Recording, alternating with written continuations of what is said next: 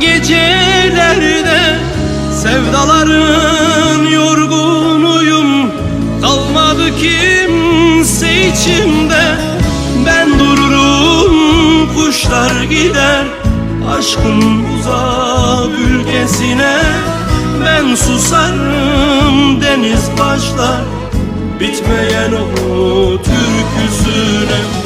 Ben dururum, kuşlar gider aşkın uzak ülkesine. Ben susarım, deniz başlar bitmeyen o türküsüne. Ah yüreğim, ah yüreğim, senle nasıl baş edeyim? Acılanan şu göğsüme seni nasıl hapsedeyim? Ah yüreğim, ah yüreğim, senle nasıl baş edeyim?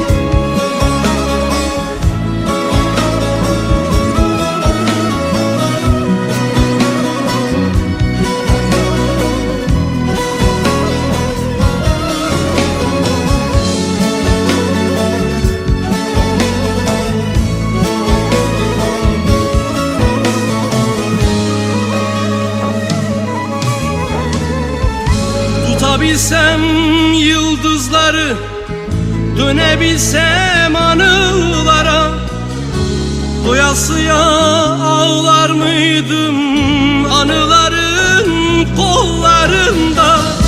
Acıyorum o yıllara, yaşadığım acılara. Bir çocuğun yüreğiyle ağladım şarkılara.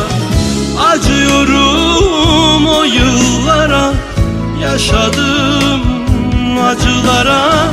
Bir çocuğun yüreğiyle ağladım şarkılara.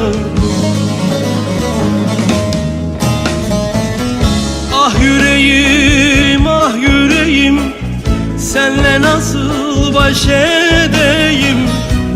Acılanan şu göğsüme seni nasıl hapsedeyim? Ah yüreğim, ah yüreğim, senle nasıl baş edeyim?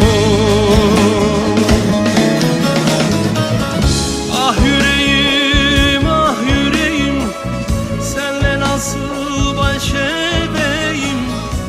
Acılanan şu göğsüme seni nasıl hapsedeyim? Ah yüreğim.